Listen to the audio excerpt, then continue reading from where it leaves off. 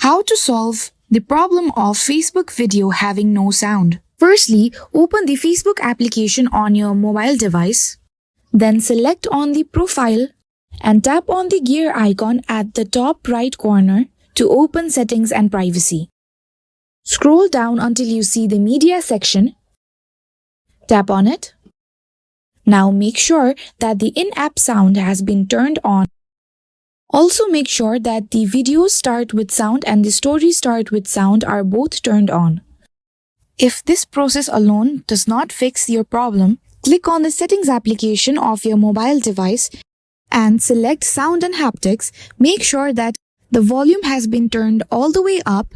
And if this still does not fix the issue, you can try uninstalling and reinstalling your Facebook application. Simply long press your Facebook application and choose Remove App and select Delete.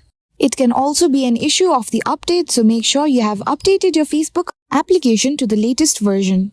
And that's it. This is how you can fix the issue. If you found this video helpful, give it a thumbs up and subscribe to our channel for more amazing content.